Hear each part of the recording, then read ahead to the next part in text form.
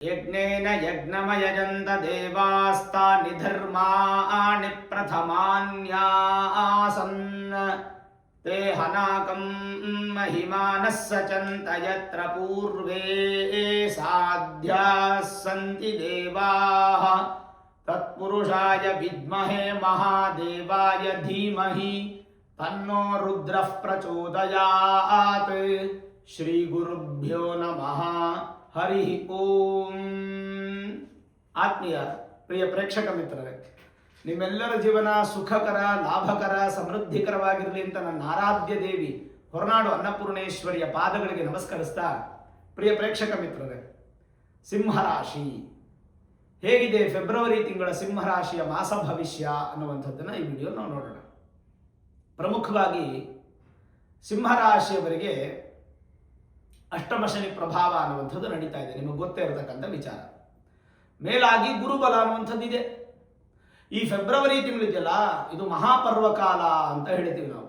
ಎಲ್ಲರಿಗೂ 12 ರಾಶಿಯವರಿಗೂ ಕೂಡ ಪರ್ವಕಾಲ, ಪ್ರತಿಯೊಬ್ಬರಿಗೂ ಕೂಡ ಪರ್ವಕಾಲ ಅಂತಂದ್ರೇನು? ಶಿವರಾತ್ರಿ ಮಹಾಮಹೋತ್ಸವ 15ನೇ ತಾರೀಕು ಫೆಬ್ರವರಿ ತಿಂಗಳು ಸೌರ ಚಾಂದ್ರ ಮಹಾಶಿವರಾತ್ರಿಯ ಉತ್ಸವ. ಎಲ್ಲೆಲ್ಲೂ ಶಿವನ ಅತ್ಯಂತ ವೈಭವೋಪೇತವಾಗಿರತಕ್ಕಂಥ ಪೂಜೆಗಳು ನಡೆಯುವಂತಹ ಒಂದು ಸಂದರ್ಭ. ಅದರ ಹಿಂದಿನ ದಿನ ಇದೆಯಲ್ಲ, 14ನೇ ತಾರೀಕು, ಅದು ಮಹಾಶನಿ ಪ್ರದೋಷ. ಶನಿ ಪ್ರದೋಷ ದಿನ ಶನೈಶ್ಚರನಿಗೆ, ನಂದಿಕೇಶ್ವರನಿಗೆ ಹಾಗೂ ಈಶ್ವರನಿಗೆ ಆರಾಧನೆ ಆದರೆ, ಮಾರನೇ ದಿನ 15ನೇ ತಾರೀಕು ಶಿವರಾತ್ರಿಗೆ ಸಂಪೂರ್ಣವಾಗಿ ಶಿವನ ಆರಾಧನೆ, ಜಾಗರಣೆ. ಇದರ ಸಂಬಂಧಪಟ್ಟಂತ ಇನ್ನೊಂದು ವಿಡಿಯೋ ಮಾಡುತ್ತೇನೆ, ಅದನ್ನೆಲ್ಲ ನೀವು ನೋಡಬಹುದು. ಸರಿ, ಹಾಗಿದ್ರೆ ಒಂದು ಗುರುಬಲ ಇದೆ ಸಿಂಹರಾಶಿಯವರಿಗೆ. ಗುರು ಬಂದು ಲಾಭಸ್ಥಾನದಲ್ಲಿರ್ತಕ್ಕಂಥದ್ದು ಒಂದು ಉತ್ತಮವಾದ ಲಾಭ ಸಂಕೇತ. ಫೆಬ್ರವರಿ ತಿಂಗಳಲ್ಲಿ ಸ್ವಲ್ಪ ಧನಾಗಮ ಅಥವಾ ವಾಹನ ಖರೀದಿ ಅಥವಾ ಭೂಮಿಯ ಖರೀದಿ, ಗೃಹ ಪ್ರವೇಶ, ಶುಭ ಕಾರ್ಯ ಇತ್ಯಾದಿಗಳು ನಿಮ್ಮ ನಿಮ್ಮ ಸಂದರ್ಭಕ್ಕೆ ಅನುಸಾರವಾಗಿ ನಿಮಗೆ ನಡೆಯುವಂತಹ ಸಾಧ್ಯತೆಗಳು ಹೆಚ್ಚಾಗಿ ಕಾಣ್ತಾ ಇದೆ. ಯಾಕೆಂದ್ರೆ ಗುರು ಅನ್ನುವಂಥದ್ದು ಒಂದು ಅತ್ಯಂತ ಶುಭ ಗ್ರಹ, ಅಂಡ್ ಸ್ಟ್ರಾಂಗೆಸ್ಟ್ ಪ್ಲಾನೆಟ್ ಅಂತ ಕೂಡ ಕರಿತೀವಿ ನಾವು.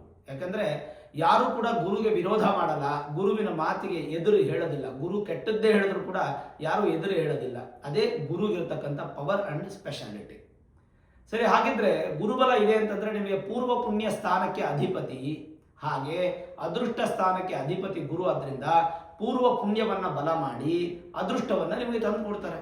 ಯಾವ್ಯಾವ ವಿಚಾರದಲ್ಲಿ ನಿಮಗೆ ಅದೃಷ್ಟಗಳು ಬೇಕಿದೆಯೋ ಅಂಥವ್ರಿಗೆ ಬಹಳಷ್ಟು ಸುಸ್ಪಷ್ಟವಾಗಿ ಅದೃಷ್ಟಗಳು ಬಲಿಷ್ಠವಾಗಿ ಕಾಣುತ್ತೆ. ವಿದ್ಯಾರ್ಥಿಗಳು ಪರೀಕ್ಷಾರ್ಥವಾಗಿ ತಯಾರಿಗಳನ್ನು ಚೆನ್ನಾಗಿ ನಡೆಸ್ಕೊಳ್ಬೋದು. ವಿದ್ಯಾರ್ಥಿಗಳಿಗೆ ಮೆಮೊರಿ ಪವರ್ ಅನ್ನೋದು ತುಂಬ ಚೆನ್ನಾಗಿ ಇನ್ಕ್ರೀಸ್ ಆಗುತ್ತೆ. ಜೊತೆಗೆ ವಿಶೇಷವಾಗಿ ಪೂರ್ವ ಪುಣ್ಯ ಲಾಭ ಇರೋದ್ರಿಂದ ಪೋಸ್ಟ್ ಗ್ರಾಜ್ಯುಯೇಷನ್ ಅಥವಾ ಮಾಸ್ಟರ್ಸ್ ಮಾಡ್ತಾ ಇರ್ತಕ್ಕಂಥವ್ರಿಗೆ, MD ಮಾಡ್ತಾ ಇರ್ತಕ್ಕಂಥವ್ರಿಗೆಲ್ಲ ತುಂಬ ಒಳ್ಳೆ ಫಲ. ವಿದ್ಯಾರ್ಥಿಗಳಿಗೆ ಒಂದು ಉತ್ತಮವಾದಂಥ ಅಭಿವೃದ್ಧಿ ಅನ್ನುವಂಥದ್ದು ಕಾಣ್ಬೋದು. ಇದರ ಜೊತೆಗೆ ನೀವು ರಾಜಕೀಯವಾಗಿದ್ದರೂ ಕೂಡ ಸ್ವಲ್ಪ ಬಲ, ಬೆಳವಣಿಗೆ ಜಾಸ್ತಿ ಆಗುತ್ತೆ. ಸರ್ಕಾರಿ ಉದ್ಯೋಗ, ನೌಕರಿ ಮಾಡ್ತಾ ಇರ್ತಕ್ಕಂಥವ್ರಿಗೆ ತುಂಬ ಉತ್ತಮ ಫಲ. UPSC KPSC ರಿಲೇಟೆಡ್ ಆಗಿ ಸರ್ಕಾರದ ಎಕ್ಸಾಮ್ಸ್ ಬರೆಯುವಂಥವ್ರಿಗೆ ಕೂಡ ಬಹಳಷ್ಟು ಉತ್ತಮವಾದಂಥ ಸಂದರ್ಭ ಈಗ ಕಾಣಲಿಕ್ಕೆ ಹೊರಟಿದೆ.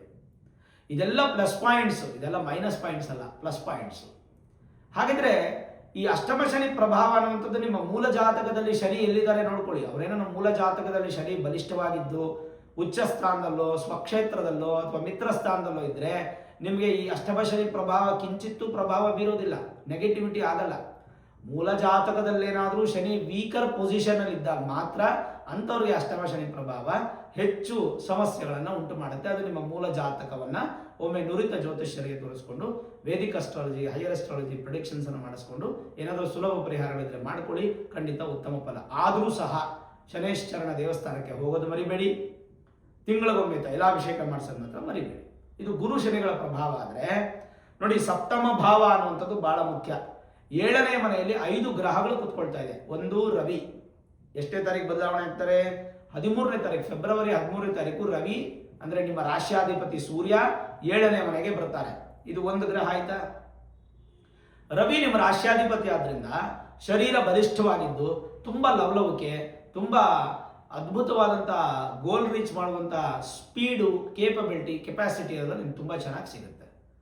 ಇನ್ನು 3ನೇ ತಾರೀಕು ಅಂದರೆ ಫೆಬ್ರವರಿ 2ನೇ ತಿಂಗಳು 3ನೇ ತಾರೀಕು ನಿಮಗೆ ವಿಶೇಷವಾಗಿ 7ನೇ ಮನೆಗೆ ಬುಧ ಬರ್ತಾರೆ. ಬುಧ ಬಂದು ನಿಮಗೆ 2 ಮತ್ತು 11ನೇ ಮನೆ ಸ್ಥಾನಾಧಿಪತಿ. ಅಂದರೆ ಕುಟುಂಬದಲ್ಲಿ ವೃದ್ಧಿಯನ್ನು ಕಾಣ್ಬೋದು, ಧನಾಭಿವೃದ್ಧಿ ಆಗ್ಬೋದು, ನಿಮ್ಮ ಮಾತಿಗೆ ಯಥೇಚ್ಛವಾದಂಥ ವ್ಯಾಲ್ಯೂಸ್ ಬರುತ್ತೆ. ಜೊತೆಗೆ ವಿದ್ಯಾಕ್ಷೇತ್ರದಲ್ಲಿ ಉನ್ನತ ಸ್ಥಾನ, ಲಾಭಗಳನ್ನು ಪಡೆಯುವಂತಹ ಎಲ್ಲ ಥರದ ಅನುಕೂಲಗಳು ಕೂಡ ಸಿಂಹರಾಶಿಯವರಿಗೆ ಯಥೇಚ್ಛವಾದ ಫಲ ಅಂತಕ್ಕಂಥದ್ದು ಸಿಗ್ತಾ ಇದೆ. ಎರಡನೇ ಗ್ರಹ ಆಯ್ತಾ, ಒಂದು ರವಿ ಆಯ್ತು, ಇನ್ನೊಂದು ಬುಧ ಆಯ್ತು. ಮತ್ತೊಂದು ಗ್ರಹ ಫೆಬ್ರವರಿ 5ನೇ ತಾರೀಕು ಶುಕ್ರ ನಿಮ್ಮ ರಾಶಿಯಿಂದ 3 ಮತ್ತು 10ನೇ ಮನೆಯ ಸ್ಥಾನಾಧಿಪತಿ ಆಗಿರತಕ್ಕಂಥ ಶುಕ್ರ ಅವರು ಕೂಡ 5ನೇ ತಾರೀಕು 7ನೇ ಮನೆ ಪ್ರವೇಶ ಆಗ್ತಾರೆ. ಧೈರ್ಯ ಹೆಚ್ಚಾಗುತ್ತೆ. ಜೊತೆಗೆ ನಿಮ್ಮ ಜಾಬ್, ವೃತ್ತಿ, ಕರ್ಮದಲ್ಲಿ ನಿಮಗೆ ಅಭಿವೃದ್ಧಿಯನ್ನು ಕಾಣ್ತೀರಾ. ನೂತನ ಉದ್ಯೋಗ ಪ್ರಾಪ್ತಿ, ಇರುವ ಉದ್ಯೋಗದಲ್ಲಿ ಅಭಿವೃದ್ಧಿ, ಇವೆಲ್ಲವೂ ಸಿಂಹರಾಶಿಯವರಿಗೆ ಬಹಳ ಚೆನ್ನಾಗಿ ಸ್ಪಷ್ಟವಾಗಿ ಸಿಗುವಂತಹ ಲಕ್ಷಣಗಳು, ಯೋಗ ಯೋಗ್ಯತೆಗಳು, ಭಾಗಭಾಗ್ಯತೆಗಳೆಲ್ಲವೂ ಕೂಡ ಅಭಿವೃದ್ಧಿಯನ್ನು ಕಾಣಬಹುದು. ಇನ್ನು ಈ 3 ಗ್ರಹ ಆಯಿತು, ಒಂದು ರವಿ, ಇನ್ನೊಂದು ಬುಧ, ಇನ್ನೊಂದು ಶುಕ್ರ ಆಯಿತು. 4ನೇದು ನಿಮಗೆ ವಿಶೇಷವಾಗಿ ಕುಜ. 23ನೇ ತಾರೀಕು ಫೆಬ್ರವರಿ ತಿಂಗಳು ಕುಜ ಬಂದು 7ನೇ ಮನೆಗೆ ಬರ್ತಾರೆ. ಕುಜ ನಿಮಗೆ ಸುಖ ಸ್ಥಾನಾಧಿಪತಿ, ಭಾಗ್ಯ ಸ್ಥಾನಾಧಿಪತಿ. ಸುಖವನ್ನ ಹೆಚ್ಚು ಕೊಡುವಂತಹ ಒಂದು ಸಂದರ್ಭಕ್ಕೆ ಬರ್ತಾರೆ. ಜೊತೆಗೆ ಭಾಗ್ಯಗಳನ್ನು ಉಂಟು ಮಾಡ್ತಾರೆ. ಹಾಗಾಗಿ ಲಕ್ಸುರಿ ಲೈಫ್ ಅನ್ನುವಂಥದ್ದು ನಿಮಗೆ ಈ ಫೆಬ್ರವರಿ ತಿಂಗಳಲ್ಲಿ ಸಿಗುವಂಥ ಸಾಧ್ಯತೆ. ಒಂಥರ ಹೇಳ್ಬೇಕಂದ್ರೆ ಏನೋ ಒಂದು ಜಾಕ್ ಪಾಟು, ಏನೋ ಒಂದು ಲಾಟ್ರಿ ಹೊಡೆದಂಗೆ ನಿಮಗೆ ಅಭಿವೃದ್ಧಿ ಆಗುತ್ತೆ. ಆಗದೇ ಇರೋ ಕೆಲಸಗಳೆಲ್ಲ ಆಗ್ಬಿಡೋದು, ಕೆಲಸಗಳು ನಿಧಾನ ಆಗ್ತಿರೋದೆಲ್ಲ ನಿಮಗೆ ಸ್ವಲ್ಪ ಸ್ಪೀಡ್ ಆಗೋದು, ಗೋಲ್ ರೀಚ್ ಮಾಡುವಂಥದ್ದು, ಉದ್ಯೋಗ ಆಗ್ಬೋದು, ವ್ಯವಹಾರ ಆಗ್ಬೋದು, ವ್ಯಾಪಾರ ಆಗ್ಬೋದು, ಅಭಿವೃದ್ಧಿ ಆಗ್ಬೋದು. ಆರೋಗ್ಯ ಸ್ಥಿತಿಗತಿಗಳಲ್ಲೂ ಚೆನ್ನಾಗಿರುತ್ತೆ, ಏನು ತೊಂದರೆ ಏನಿಲ್ಲ.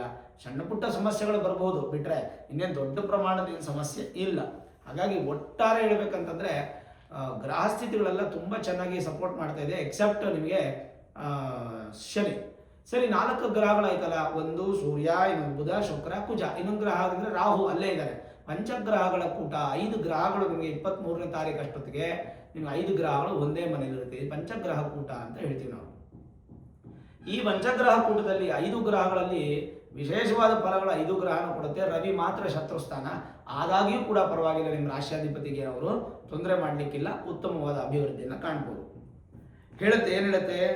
ಪಿಂಗೇ ಕ್ಷಣ ಸ್ಥೂಲ ಹನುರ್ವಿಶಾಲ ವಕ್ರೋಭಿಮಾನಿ ಸಪರಾಕ್ರಮ ಸ್ಯಾತ್ ಕುಪ್ಯತ್ಯ ಕಾರ್ಯೇ ವನಶೈಲಗಾಮಿ ಮಾತೃವಿಧೇಯ ಸ್ಥಿರಧೀರ್ ಮೃಗೇಂದ್ರೇ ಅಂತ ಹೇಳಿ ಒಂದು ಶ್ಲೋಕ ಹೇಳುತ್ತೆ. ಏನು, ಸಿಂಹರಾಶಿಯವರಿಗೆ ಬಹಳ ಕಣ್ಣುಗಳು ತುಂಬ ಬಲಿಷ್ಠವಾಗುತ್ತೆ. ಮತ್ತೆ ನಿಮ್ಮ ಒಂದು ಕತ್ತಿನ ಸಮಸ್ಯೆಗಳು ಅನ್ನುವಂಥದ್ದು ದೂರ ಆಗುತ್ತೆ. ಅಭಿಮಾನ ಹೆಚ್ಚು ಇರುತ್ತೆ ಎಲ್ಲರ ಮೇಲೂ. ಪರಾಕ್ರಮಶಾಲಿ ಆಗ್ತೀರಾ.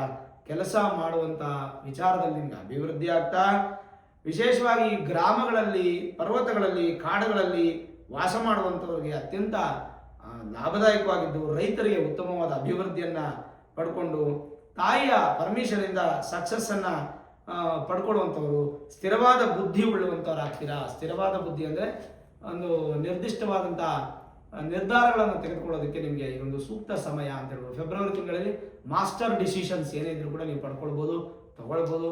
ಖಂಡಿತ ನಿಮಗೆ ನೆಗೆಟಿವ್ ಆಗೋದಿಲ್ಲ. ಜನರಲೈಸ್ ಆಗಿ ನೋಡೋದಾದರೆ ತೃಪ್ತಿದಾಯಕ, ವಿದ್ಯೆಗೆ ಹೆಚ್ಚು ಮಹತ್ವ ಕೊಡುವಂತಹ ಮನಸ್ಸು ಇರುತ್ತದೆ. ತಮಗೆ ಬರುವ ಅವಕಾಶಗಳನ್ನೆಲ್ಲ ನೀವು ಸ್ವಾಗತಿಸ್ತೀರಾ. ನಿಮ್ಮ ಭವಿಷ್ಯದ ಉತ್ತಮ ದಿನಗಳಿಗೆ ಈ ತಿಂಗಳು ನಿಮಗೆ ಸಾಕ್ಷಿಯಾಗುತ್ತೆ. ವ್ಯಾಪಾರ ವ್ಯವಹಾರದಲ್ಲಿ ಸ್ವಲ್ಪ ಪೈಪೋಟಿ ಇದ್ರೂ ಕೂಡ ಸಕ್ಸಸ್ ಆಗ್ತೀರಾ. ಕರ್ತವ್ಯಗಳನ್ನು ಚೆನ್ನಾಗಿ ನಿಭಾಯಿಸ್ತೀರಾ. ಪಾಲುದಾರಿಕೆಯಲ್ಲಿ ಕೂಡ ನಿಮಗೆ ಪಾರ್ಟ್ನರ್ಶಿಪ್ ಬಿಸ್ನೆಸ್ ಅಲ್ಲೂ ಚೆನ್ನಾಗಿದೆ. ಸರ್ಕಾರಿ ಕ್ಷೇತ್ರದಲ್ಲಿ ಉತ್ತಮವಾದ ಫಲ. ವಿದ್ಯಾರ್ಥಿಗಳಿಗೆ ಮೇಲಾಭಿವೃದ್ಧಿ ಅಂದರೆ ಪೋಸ್ಟ್ ಗ್ರಾಜುಯೇಷನ್, ಡಿಗ್ರಿ ಮಾಡೋರಿಗೆಲ್ಲ ತುಂಬ ಚೆನ್ನಾಗಿದೆ. ನೂತನ ವ್ಯಾಪಾರಕ್ಕೆ ಈ ತಿಂಗಳು ಪ್ರಶಸ್ತವಾದಂಥ ಸಮಯ. ಆರೋಗ್ಯ ವೃದ್ಧಿ, ಧನಲಾಭ, ಷೇರು ವ್ಯವಹಾರದಲ್ಲಿ ಕೂಡ ಸಕ್ಸಸ್ ಆಗುತ್ತೆ. ಬಂಧುಗಳಿಂದ ಸ್ವಲ್ಪ ಉತ್ತಮ ಸಹಾಯ ಸಿಗುತ್ತೆ. ಅಲ್ಪ ಪ್ರಯಾಣ, ಬಂಗಾರ, ಬೆಳ್ಳಿ ಇತ್ಯಾದಿ ಲೋಹಗಳನ್ನು ಖರೀದಿ ಮಾಡುವಂಥ ಸಂದರ್ಭ. ಕೋರ್ಟ್ ಕಚೇರಿಗಳಲ್ಲಿ ಸ್ವಲ್ಪ ಸಕ್ಸಸ್ ಆಗುತ್ತೆ. ಮನಸ್ತಾಪಗಳು ದೂರ ಆಗುತ್ತೆ. ಜೊತೆಗೆ ವಿದೇಶಿ ಪ್ರಯಾಣದ ಕಡೆಗೆ ಹೆಚ್ಚು ಒಲವು ಇರುತ್ತೆ ನಿಮಗೆ, ಅದು ನಿಮ್ಗೆ ಅನುಕೂಲ ಆಗುತ್ತೆ. ಬಂಡವಾಳ ಹೂಡಿಕೆಗೆ ಇದು ಅತ್ಯಂತ ಶುಭ ಮಾಸ. ಭೂ ವ್ಯಾಪಾರಿಗಳಿಗೆ, ರಿಯಲ್ ಎಸ್ಟೇಟ್ ಬಿಸ್ನೆಸ್ ಮಾಡೋಂಥವ್ರಿಗಂತೂ ತುಂಬ ಲಾಭ. ಏನೋ ಒಂಥರ ಜಾಕ್ ಪಾಟ್.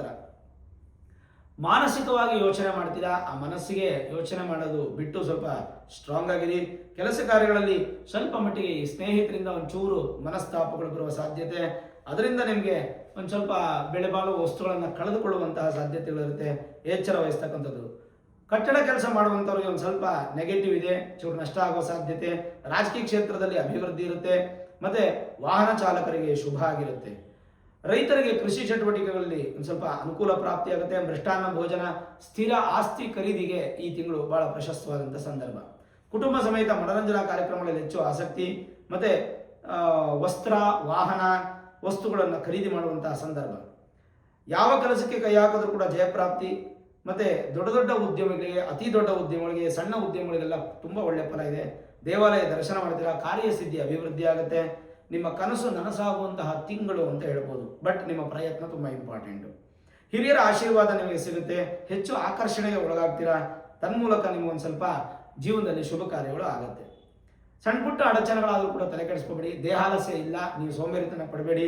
ಸ್ವಲ್ಪ ಬೇಗ ಎದ್ದೇಳಿ ದಿನ ಬೆಳಗ್ಗೆ ಉನ್ನತ ಸ್ಥಾನಕ್ಕೆ ಹೋಗುವಂಥ ಲಕ್ಷಣಗಳು, ಗಣ್ಯ ವ್ಯಕ್ತಿಗಳಲ್ಲಿ ಭೇಟಿ, ದಾಂಪತ್ಯದಲ್ಲಿ ಹೆಚ್ಚಿನ ಅಭಿವೃದ್ಧಿ ಆಗುವಂಥ ಸಲಕ್ಷಣಗಳು ನಿಮಗೆ ತೃಪ್ತಿಯಾಗಿ ಕಾಣ್ತಾ ಇದೆ. ಓವರಾಲ್ ನೋಡಿದಾಗ ಸಿಂಹರಾಶಿಯವರಿಗೆ ಶನಿ ಪ್ರಭಾವ ಒಂದು ಬಿಟ್ಟು, ಶನಿ 6ನೇ ಮನೆ ಸ್ಥಾನಾಧಿಪತಿ ಆದ್ದರಿಂದ ಒಂದು ಸ್ವಲ್ಪ ಆರೋಗ್ಯದ ಕಡೆ ಗಮನ ಕೊಡಬೇಕು ನೀವು. ಎಸ್ಪೆಷಲಿ ಕಾಲು ಮತ್ತು ಮೊಣಕಾಲು, ಪಾದಗಳು ಮತ್ತು ಸೊಂಟದ ಭಾಗ ಸಮಸ್ಯೆಗಳು ಬರಬಹುದು. ಹೆಣ್ಣಾಗಲಿ ಗಂಡಾಗಲಿ ಅದೆಲ್ಲ ಇಬ್ಬರಿಗೂ ಕೂಡ ಕಾಮನ್ ಆಗಿ ಅನ್ವಯ ಆಗುತ್ತೆ. ಸ್ವಲ್ಪ ಮಟ್ಟಿಗೆ ಇದನ್ನು ಬ್ಯಾಲೆನ್ಸ್ ಮಾಡಿದ್ರೆ ಸಾಕು, ಇನ್ನೇನೋ ಅವಶ್ಯಕತೆ ಇಲ್ಲ. ಸರಿ, ಹಾಗಿದ್ದರೆ ನೋಡಿ, ಗುರುಬಲ ಅನ್ನುವಂಥದ್ದು ನಿಮಗೆ ಎಲ್ಲಿವರೆಗೂ ಇದೆ ಅಂತಂದರೆ ಈ 2026 ಜೂನ್ 2ನೇ ತಾರೀಕುವರೆಗೂ ಇದೆ. ಅದಾದಮೇಲೆ ಗುರುಬಲ ಇಲ್ಲ. ಏನು ಮಾಡಬೇಕು? ಸಿಂಹರಾಶಿಯವರು ಪ್ರತಿಯೊಬ್ಬರು ಕೂಡ ಗುರುಶಾಂತಿಗೆ ನೀವು ಪಾರ್ಟಿಸಿಪೇಟ್ ಮಾಡಬೇಕು. ಎಲ್ಲ ಕಡೆ ಗುರುಶಾಂತಿ ಮಹಾಯಾಗಗಳು ಮಾಡ್ತಾ ಇರ್ತಾರೆ. ನಿಮ್ಮ ಊರು ಸುತ್ತಮುತ್ತ ಗ್ರಾಮದಲ್ಲಿ ಅಥವಾ ನಿಮ್ಮ ಮನೆಗಳೆಲ್ಲ ಅಕ್ಕಪಕ್ಕದಲ್ಲಿ ಅಥವಾ ದೇವಸ್ಥಾನ ಮಠ ಮಂದಿರಗಳಲ್ಲಿ ಮಾಡ್ತಾ ಇರ್ತಾರೆ. ಅಲ್ಲಿ ಹೋಗಿ ನೀವು ಒಂದು 500, 1000, 2000, 3000 ಟಿಕೆಟ್ ಇಟ್ಟಿರ್ತಾರೆ. ಅದನ್ನು ನೀವು ಬರೆಸಿ ಸಂಕಲ್ಪ ಮಾಡಿಸಿ ಯಾಗಕ್ಕೆ ಪಾರ್ಟಿಸಿಪೇಟ್ ಮಾಡಬೇಕು. ಎಲ್ಲೂ ಆಗಲಿಲ್ಲ ಅಂದರೆ ನಾನು ನಿಮ್ಮ ಸಹಕಾರದೊಂದಿಗೆ 1 ಲಕ್ಷ ಸ್ವಾಹಕಾರದ ಗುರುಶಾಂತಿ ಮಹಾಯಾಗ ಮಾಡ್ತಾ ಇದ್ದೀನಿ. ಜೂನ್ 2ನೇ ತಾರೀಕು ಮಾಡ್ತಾ ಇದ್ದೀನಿ. ಈ 1,000 ಜನಕ್ಕೆ ಮಾತ್ರ ಇದಕ್ಕೆ ಅವಕಾಶ ಇರುತ್ತೆ. ಅದಕ್ಕೆ 1,001 ರೂಪಾಯಿ ನೀವು ಅಮೌಂಟನ್ನು ಪೇ ಮಾಡಿ ನಿಮ್ಮ ರಿಜಿಸ್ಟರ್ ಮಾಡ್ಕೋಬೇಕಾಗುತ್ತೆ. ನಿಮ್ಮ ಹೆಸರು, ಗೋತ್ರ, ನಕ್ಷತ್ರ, ರಾಶಿ, ಪಿನ್ ಕೋಡ್ ಸಮೇತವಾಗಿ ನಿಮ್ಮ ಅಡ್ರೆಸ್ಸನ್ನು ಕೊಟ್ಟು ರಿಜಿಸ್ಟರ್ ಮಾಡ್ಕೋಬೇಕಾಗುತ್ತೆ. 8431384001 ಈ ನಂಬರ್ಗೆ ನೀವು ಫೋನ್ ಮಾಡಿದ್ರೆ ಖಂಡಿತ ರಿಜಿಸ್ಟರ್ ಮಾಡ್ಕೋತಾರೆ. 1000 ಜನಕ್ಕೆ ಮಾತ್ರ ಅವಕಾಶ. ಪ್ರತಿಯೊಬ್ಬರಿಗೂ ಒಂದು ಕರುಂಗಲಿ ಮಾಲಾ ಅನ್ನುವಂಥದ್ದು ಕೊರಿಯರಲ್ಲಿ ಬರುತ್ತೆ. ಶಿವ ಹಾಗೂ ಗುರುಗಳ ಸಂಕೇತವಾಗಿರತಕ್ಕಂಥ ನೆಗೆಟಿವ್ ಎನರ್ಜಿನ ದೂರ ಮಾಡಿ ಪಾಸಿಟಿವ್ ಇನ್ಕ್ರೀಸ್ ಮಾಡುವಂತಹ ಕರುಂಗಲಿ ಮಾಲಾ ವಿತ್ ಸರ್ಟಿಫಿಕೇಟು ಅಕ್ಷತೆ ಸಮೇತವಾಗಿ ನಿಮ್ಮ ಮನೆಗೆ ಬರುತ್ತೆ ಕೊರಿಯರ್ ಮುಖಾಂತರ. 1001 ಜನಕ್ಕೆ ಮಾತ್ರ ಅವಕಾಶ. ಯಾಕಂದರೆ ಹೋದ್ಸಲ ಶನಿಶಾಂತಿ ಮಹಾಯಾಗ ಮಾಡಿದಾಗ ಸುಮಾರು 1000 ಗಟ್ಟಲೆ ಜನ ಆಗೋಗಿ ಸರಿಯಾಗಿ ಒಂದು 100 ಜನಕ್ಕೆ ಪ್ರಸಾದ ಕಳಿಸೋಕ್ಕಾಗಿಲ್ಲ. ಈಗಲೂ ಕೂಡ ಬೇಸರ ಇದೆ. ಹಾಗಾಗಿ ಈ ಸಲ ಆ ಥರ ಆಗೋದು ಬೇಡ ಅಂತೇಳಿ 1000 ಜನಕ್ಕೆ ಮಾತ್ರ ಅವಕಾಶ ಕೊಟ್ಟಿದ್ದೀವಿ. ಈ ಒಂದು ಗುರುಶಾಂತಿ ಮಹಾಯಾಗದ ಜೊತೆಗೆ ಗಣಪತಿ ಹೋಮ, ನವಗ್ರಹ ಹೋಮ, ಇದರಲ್ಲೇ ಶನಿಶಾಂತಿ ಮಹಾಯಾಗ ಕೂಡ ಬರುತ್ತೆ. ಮೃತ್ಯುಂಜಯ ಹೋಮ, ಆಯುಷ್ಯ ಹೋಮ, ನಕ್ಷತ್ರ ಹೋಮ, ಮಧು ಮಿಶ್ರಿತ ಕಮಲ ಪುಷ್ಪ ಶ್ರೀ ಸೂಕ್ತ ಮಹಾಲಕ್ಷ್ಮಿ ಹೋಮ, ಇಷ್ಟು ಹೋಮಗಳನ್ನು ನಾವು ಇಲ್ಲಿ ಈ ಸಲ ಮಾಡ್ತಾ ಇದ್ದೀವಿ. ಈ ಹೋಮಕ್ಕೆ ನೀವು ಪಾರ್ಟಿಸಿಪೇಟ್ ಮಾಡ್ಬೋದು. ದುಡ್ಡು ಕೊಟ್ಟರೆ ಬರಬೇಕು ಅಂತಿಲ್ಲ, ದುಡ್ಡು ಕೊಡಲಿಲ್ಲ ಅಂದ್ರೂ ಬರ್ಬೋದು. ಬೆಂಗಳೂರು ಎಲೆಕ್ಟ್ರಾನಿಕ್ ಸಿಟಿಯಿಂದ ಹೊಸೂರು ಹೋಗುವಂಥ ರೋಡಲ್ಲಿ ಅತ್ತಿಬೆಲೆ ಅನ್ನುವಂಥ ಜಾಗ ಸಿಗುತ್ತೆ. ಅಲ್ಲಿಂದ 1 ಕಿಲೋಮೀಟರ್ ದೂರದಲ್ಲಿ ರಾಜರಾಜೇಶ್ವರಿ ಕ್ಷೇತ್ರ, ಆಂಜನೇಯ ಸ್ವಾಮಿ ಹಾಗೂ ವಿಶೇಷವಾಗಿ ಶನೇಶ್ವರ ಇರತಕ್ಕಂಥ ಮಹಾಕ್ಷೇತ್ರ, ಈ ಜಾಗದಲ್ಲಿ ಮಾಡಬೇಕು ಅಂತ ದೈವ ಪ್ರೇರಣೆ ಆಗಿದೆ.